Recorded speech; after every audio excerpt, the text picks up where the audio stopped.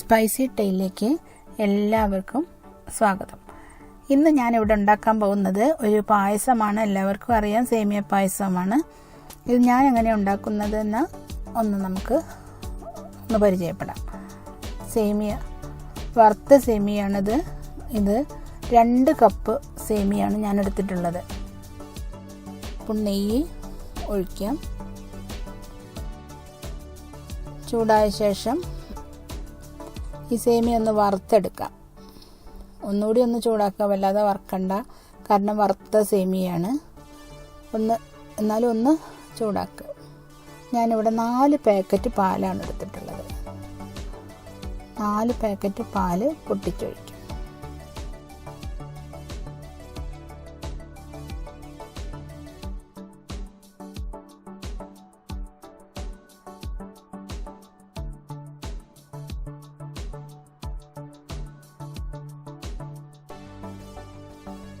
വറുത്ത സേമിയയിലേക്ക് ഈ പാൽ ഒഴിച്ചു കൊടുക്കാം. മുഴുവനായിട്ട് ഒഴിക്കണ്ട, കുറച്ച് പാൽ അവിടെ മാറ്റി വെക്കണം. കാരണം ഇത് വെന്ത് വരുമ്പോൾ ചിലപ്പം വല്ലാതെ ടൈറ്റായിട്ട് നിൽക്കും. അപ്പോൾ ഒന്ന് ലൂസാക്കി കൊടുക്കാൻ പാല് പിന്നെയും വേണ്ടി വരും. ഇവിടെ 4 പാക്കറ്റ് പാലാണ് എടുത്തിട്ടുള്ളതെങ്കിലും എനിക്ക് കുറച്ചും കൂടി പാൽ ആവശ്യമായി വരും എന്ന് തോന്നുന്നുണ്ട്.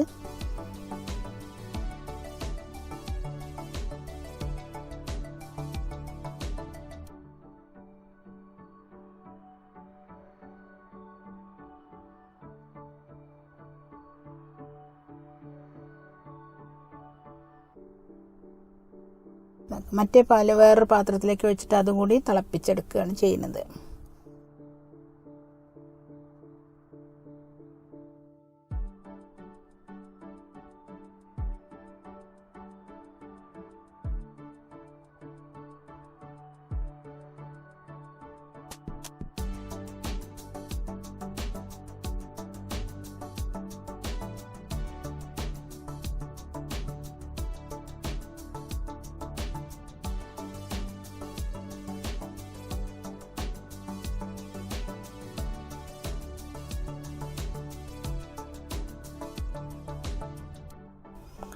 ഈ സേമിയ വെന്ത് തുടങ്ങിയിട്ടുണ്ട്. അപ്പോൾ ബാക്കിയുള്ള പാലും കൂടി നമുക്കിതിലേക്ക് ഒഴിച്ചു കൊടുക്കാം.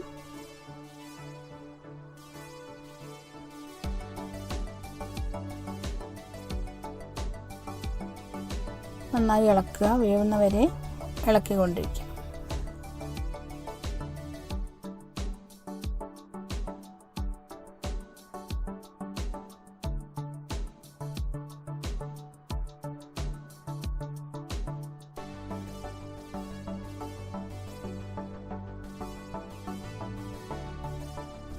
അപ്പം ഞാൻ 2 ഗ്ലാസ് പാല് കൂടി ഒഴിച്ചു.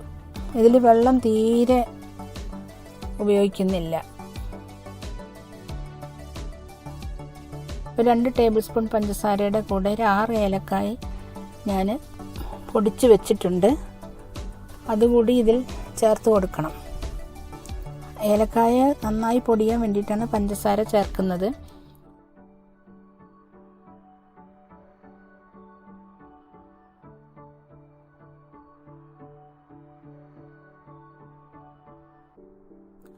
രണ്ട് കപ്പ് വെർമിസെല്ലിക്ക് ഞാൻ അതേ കപ്പിന് തന്നെ 1.5 കപ്പ് പഞ്ചസാരയാണ് ചേർത്ത് കൊടുക്കുന്നത്.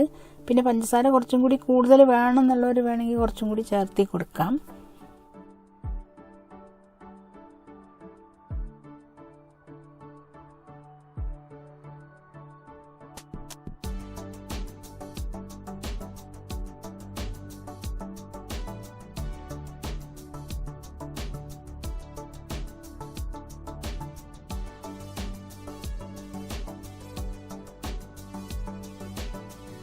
അണ്ടിപ്പരിപ്പും മുന്തിരിയും കൂടി വറുത്തിടുകയാണ്. നെയ്യിലാണ് 2 ടേബിൾ സ്പൂൺ നെയ്യാണ് ഉപയോഗിച്ചിട്ടുള്ളത്.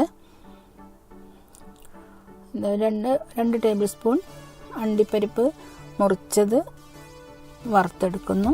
അതുപോലെ തന്നെ 2 ടേബിൾ സ്പൂൺ മുന്തിരിയും കൂടി ഇതിലിടണം. ഇത് നിങ്ങൾക്ക് ആവശ്യത്തിന് കുറച്ചും കൂടി ഇടണമെങ്കിൽ അണ്ടിപ്പരിപ്പൊക്കെ കുറച്ചും കൂടി, മുന്തിരി കുറച്ചും കൂടിയൊക്കെ ഇടാം. ഞാനിവിടെ ഇത്രയേ ഇട്ടിട്ടുള്ളൂ. അത് വറുത്തിടുക.